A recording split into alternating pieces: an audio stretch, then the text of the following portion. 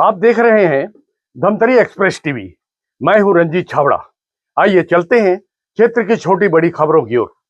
भारतीय संविधान के 76वें स्थापना दिवस के अवसर पर छत्तीसगढ़ प्रदेश समता साहित्य अकादमी द्वारा रायपुर सिविल लाइन स्थित वृंदावन हॉल में धमतरी के वरिष्ठ पत्रकार रंजीत छाबड़ा को पनिका समाज के राष्ट्रीय उपाध्यक्ष सुंदरदास मानिकपुरी के कर कमलों द्वारा बाबा साहेब डॉक्टर अंबेडकर पत्रकारिता अवार्ड से नवाजा गया।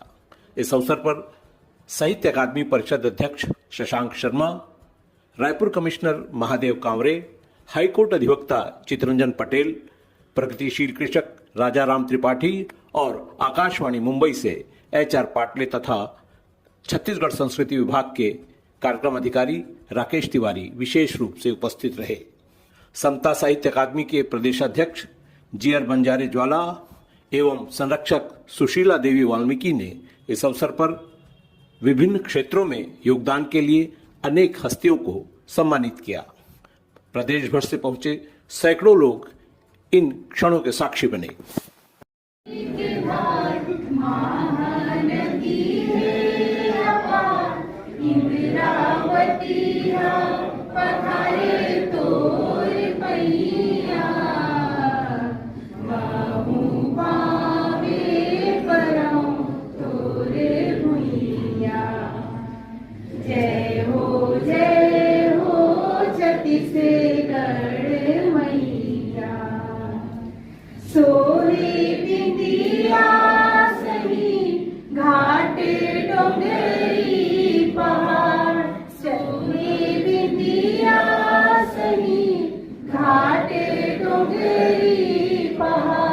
चंदा सूरज बने तोर नैना, सोलहा धारे के अंग लुकेरा के हरियर रंग, तोरे बोली हवे सुघर मैना, अचरा तोरे डुलावे पूरे वैया, महू पावे परम तोरे भुइया। जय हो छत्तीसगढ़ मैया। तो मैं अच्छी तरह जानता हूँ और पत्रकारिता में 45 साल से हूँ, तो बहुत अच्छी तरह जानता हूँ कि नेताओं का मूल क्षेत्र क्या है। बहुत सारे लोग मेरे फोन लगाते थे, भैया प्रदेश अध्यक्ष GR बंजारे ज्वाला को बोल देंगे तो मेरे को मुख्य अतिथि बना देंगे तो मैं 20,000 रुपए दूंगा। कोई बोले भैया मेरे को कार्यक्रम अध्यक्ष बना देंगे तो मैं 10,000 रुपए दूंगा, और मेरे कोई विशिष्ट अतिथि बना देगा तो उसको 5,000। मैंने कहा भाई ये काम सबसे करती, इसीलिए मेरा उनके प्रति स्नेह बना रहता है। उनका हर कार्यक्रम मैं धमतरी के लोकल TV में 12 महीना जो भी कार्यक्रम होते हैं मैं चलाता हूँ। इसीलिए चलाता हूँ कि यहाँ कोई झूठा दिखावा नहीं है। सत्यमेव जयते। बाबा साहेब अम्बेडकर ने संविधान की रचना की, उनको किसी राम भक्त से या किसी राम के जो एजेंडा चलाते हैं उनसे सर्टिफिकेट लेने की जरूरत नहीं। वो राम भक्त है। संविधान में राम दरबार का भी फोटो है, मतलब वो हृदय में बसने वाली चीज है, आस्था की चीज है। उसके लिए कोई भाजपा वाले से अपने को प्रमाण पत्र लेने की जरूरत नहीं। चलिए हम थोड़ा सा आगे बढ़ते हैं। और मैं आज के जो संविधान की 76वीं सालगिरह और छत्तीसगढ़ राज्य स्थापना दिवस की रजत जयंती पर प्रदेश समता साहित्य अकादमी एवं सरल सरिता भजनामृत समिति रायपुर द्वारा आयोजित प्रदेश स्तरीय सम्यक प्रबोधन काव्यगोष्ठी एवं प्रतिभा सम्मान समारोह के सभी आयोजकों, उपस्थित संविधान प्रेमियों को हृदय से धन्यवाद ज्ञापित करता हूँ और उन्हें भी धन्यवाद ज्ञापित करता हूँ जिन्होंने इस संस्था से अपना प्रेम और स्नेह बनाए रखा और आज के व्यस्ततम जीवन में से अमूल्य समय निकालकर दूर दूर से 33 जिलों से आए सभी लोगों को मैं हृदय से नमन करता हूँ, आशीर्वाद देने के लिए संस्था को। इस अवसर पर विशेष रूप से उपस्थिति दे रहे हैं श्री लोकनाथ जी महाराज नई दिल्ली, श्री सुंदरदास जी मानिकपुरी नई दिल्ली, श्री HR पाटले मुंबई महाराष्ट्र, श्री शशांक मिश्रा जी रायपुर, श्री राकेश तिवारी रायपुर, श्री चितरंजन पटेल हाईकोर्ट के अधिवक्ता है रायपुर बिलासपुर में उपस्थिति है। बहन सुशीला देवी वाल्मीकि महासंरक्षक, प्रांताध्यक्ष भ्राता भाई GR बंजारे ज्वाला, भाई राजा राम त्रिपाठी जो संभवतः कुछ देर में आने वाले हैं, जो प्रगतिशील किसान है प्रदेश से और देश में नाम कमा रहे हैं, और मेरे वो भाई जिन्होंने मुझे पत्रकारिता में डाला और इस मंच तक अवार्ड लेने के काबिल बनाया, वो उस तरफ बैठे भाई कभी खड़े और मुझे बड़ी प्रसन्नता है। इस 45 साल में मैंने किसी भी सत्ताधारी दल से कोई अवार्ड प्राप्त करने के लिए कोई प्रयास नहीं किया, न उसके दरवाजे नहीं किया। ये पहला अवसर है जब इस संस्था ने मुझे पहचाना, एक पत्रकार के रूप में, एक साहित्यकार के रूप में सम्मान दिया, और आज सबसे बड़ा अवार्ड मुझे देने जा रहे हैं, बाबा साहेब अम्बेडकर अवार्ड देने जा रहे हैं। तो मैं हृदय से उनके धन्यवाद करता हूं। और मेरा जो कविता है और मेरा जो साहित्य है, पत्रकारिता को अपना धर्म है। पत्रकारिता में भी मैं जो एकदम पिछड़ा वर्ग, मतलब सच कहा जाए तो अंत्योदय का नारा भाजपा लगाती है, लेकिन अंत्योदय संस्था साहित्य अकादमी करती है। जो आखिरी व्यक्ति है उसका उदय ये कर रहे हैं, इसके लिए मैं हृदय धन्यवाद देता हूँ साहित्य पंजाब को। और आज हम जो सब यहाँ रायपुर में पानी पी रहे हैं, तो आप सब लोग जानते हैं वो गंगरेल का पानी है, भले मोटरी यहाँ होती हो, लेकिन वो गंगरेल का पानी है। तो उस गंगरेल बांध को बनाने के लिए जिन 52 गांव के किसानों ने दधीची बनकर अपनी हड्डियां गला दी और जमीन सरकार को दे दिया, और उस लड़ाई को लड़ते इस बेशर्म सिस्टम में उनको 45 साल हो गए बांध को बने, आज तक वो हाई कोर्ट के चक्कर काट रहे हैं। तो मैं निवेदन करूंगा अपने एक भाई से जो बिलासपुर में हाई कोर्ट के अधिवक्ता है श्री चितरंजन पटेल जी, कि वो भी उस मामले का संज्ञान ले और उनको जल्दी न्याय मिल जाए, इसका वो प्रयास करेंगे, यही मेरा विनम्र निवेदन है। तो उनकी पीड़ा और व्यथा पे एक छोटी सी कविता मैंने लिखी है, उसके बाद मंच अगर अनुमति देगा, 10 मिनट देगा, तो 2 कविताएं साथ में और पढ़ सकता हूँ। मैं तैयारी से आया हूँ, लेकिन पंजारी जी का आदेश आया है एक ही कविता पढ़ूंगा, तो 2 कविताएं, एक अम्बेडकर जी पर थी और एक किसानों की व्यथा पर। तो एक कविता का आदेश हुआ है, तो एक कविता मैं पढ़ रहा हूँ कि डूबे 52 गांव लिखी तब गंगरेल की गाथा। डूबे 52 गांव लिखी तब गंगरेल की गाथा, उजड़े धरती पुत्र जुड़ गया विस्थापन से नाता। उजड़े धरती पुत्र जुड़ गया विस्थापन से नाचा। आज वो विस्थापित है बेचारे, जमीन के बदले जमीन मिली नहीं, वो लेंगे नहीं बोले।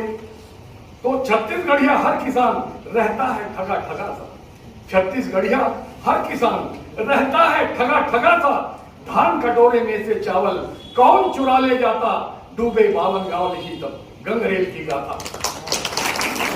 तो छत्तीसगढ़ सिरमौर बनाने, छत्तीसगढ़ बनाने स्वयं बन गए सीढ़ी। छत्तीसगढ़ सिरमौर बनाने स्वयं बन गए सीढ़ी। पुष्पाय पुण्य आई भी पाप बन गई, दोष दे रही पीढ़ी। तो डूबे 52 गांव लिखी तब गंगरेल की गाथा। और महानदी का भगीरथी अब रोता और पछताता, डूबे 52 गांव लिखी तब गंगरेल की गाथा। तो जल जमीन जंगल घर छूटा, टूट गई हर आस। जल जमीन जंगल घर छूटा, टूट गई हर आस। बांध बनाने सौंप दिया सब और गया विश्वास। श्रृंगी ऋषि पर्वत पुत्रों ने पीट लिया फिर माथा, और डूबे 52 गांव लिखी तब गंगरेल की गाथा। जो 4 दशक से 40 साल से 4 दशक से राह ताकते, अच्छे दिन आएंगे कहते, और बुरे दिन आ रहे। पहले 800 रुपए बिजली बिल आते थे, 2500 रुपए बिजली बिल आते, ये इनके अच्छे दिन की परिभाषा है।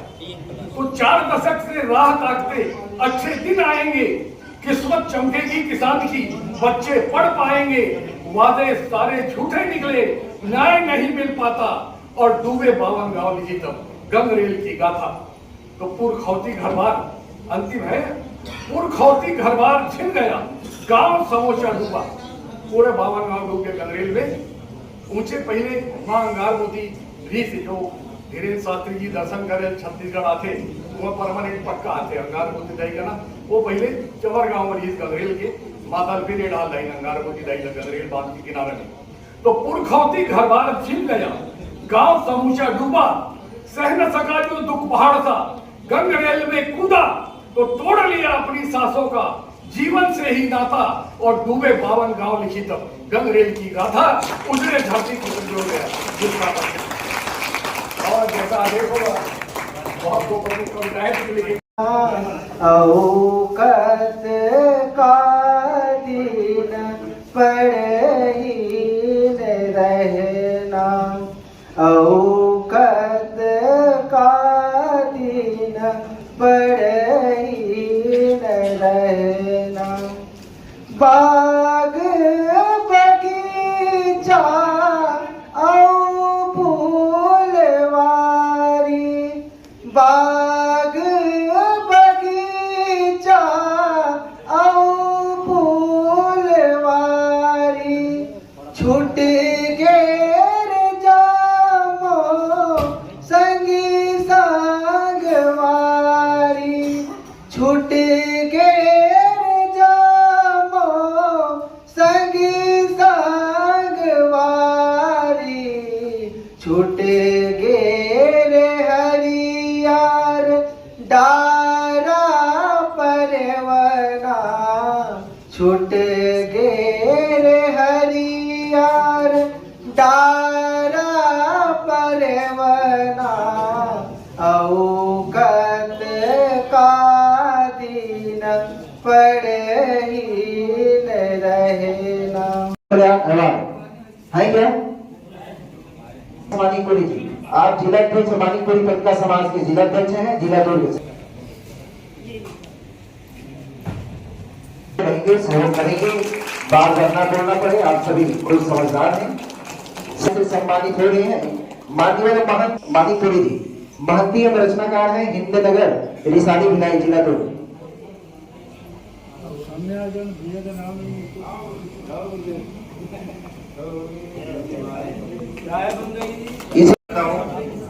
और आप सभी को आज के संविधान दिवस पर मैं बधाई और शुभकामनाएं देता हूँ। मित्रों, हम जानते हैं कि 26 जनवरी 1950 को संविधान बनकर देश में लागू हुआ था, लेकिन ये संविधान जो बना ये कोई सामान्य परिस्थिति में नहीं बना था। भारत लगभग 1000 साल की गुलामी में रहा। पहले तुर्कों की गुलामी में रहा, अरबों की रहा, मुगलों की रहा, उसके बाद अंग्रेजों की गुलामी में रहा। हम सब जानते हैं कि भारत का समाज जो है वो बहुत पुराना है, और इतने पुराने समाज में रहते हुए भी हम लोग जिस तरह से एकजुट होकर हम लोग रहते थे, उसका आपको कुछ वानगी, एक पत्र मुझे इसमें मिला है जिसमें कहा गया है कि कबीरदास जी का उल्लेख है, रैदास जी का उल्लेख है। आप कबीरदास जी की साखियां को पढ़िए। कबीरदास जी उस काल में चाहे हिंदू हो चाहे मुसलमान हो, किसी समाज की किसी कुरीति को नहीं बख्शा। उनको जहां लगता था कि यहाँ पे कुछ गलत हो रहा है, उन्होंने 2 वाक्य के अपने दर्शन में उसके ऊपर में अपनी पीड़ा जाहिर करते थे।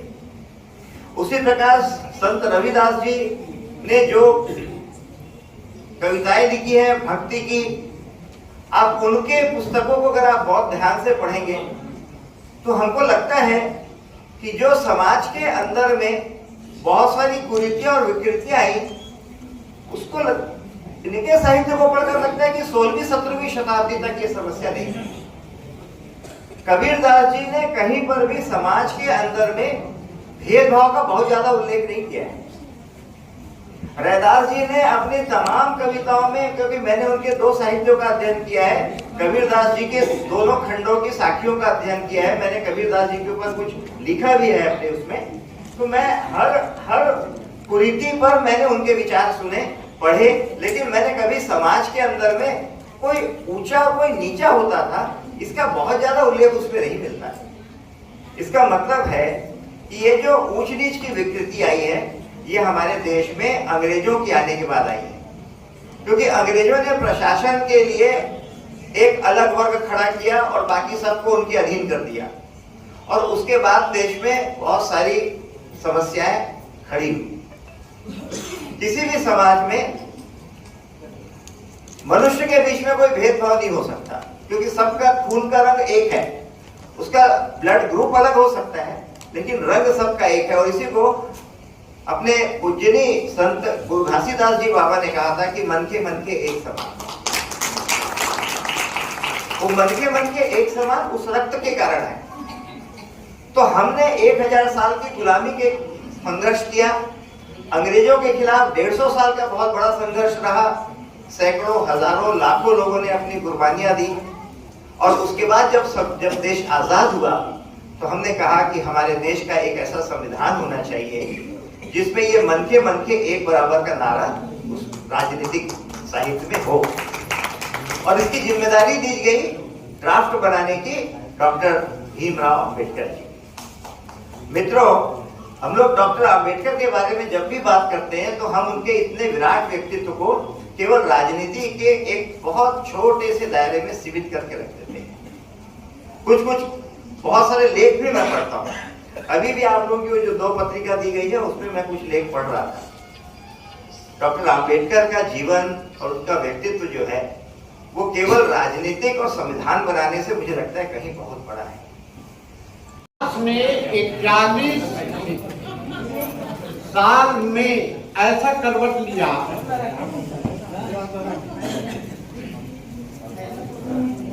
कि अकादमी अवार्डी के जरिए आप सबसे मांगती और मांगो उसी से जो दे खुशी से और ना कहे। लेकिन आज अकादमी देने लायक हो गया पहले बार 41 साल।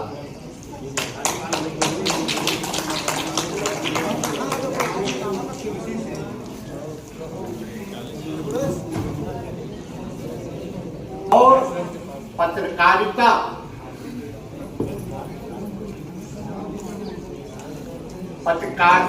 और बाबा साहब डॉक्टर अंबेडकर का योगदान, बाबा साहब अंबेडकर का पत्रकारिता योगदान बहुत कम उजागर। मूक नायक सबसे पहले अखबार बाबा साहब ने निकाला। प्रबुद्ध भारत, जनता और बहिष्कृत भारत, 4 अखबारों का उन्होंने संपादन प्रकाशन किया। आज 41 साल बाद पत्रकारिता का बाबा साहब डॉक्टर अंबेडकर पत्रकारिता अवार्ड 2025 का राज्य अलंकरण छत्तीसगढ़ के एक ऐसे मूर्धन्य संघर्षशील अग्नि धर्मी कलम के अग्रदूत मान्यवर श्री रणजीत छाबड़ा जी को धमतरी को दिया जा रहा है।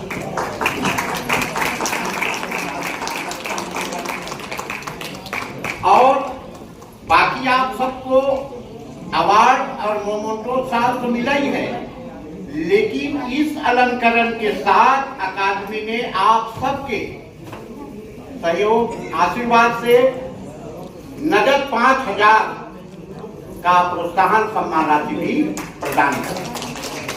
तो माननीय कृष्णदेव वाल्मीकि जी अकादमी के महासंरक्षक, प्रदेश उपाध्यक्ष डॉक्टर गोकुल बंजारे चंदन गिराज दास महंत, संतोष दास मणिपुरी जी मंच में आ जाए। छाबड़ा जी धमतरी एक्सप्रेस के संपादक और MD टीवी न्यूज चैनल के प्रोवाइडर। आइए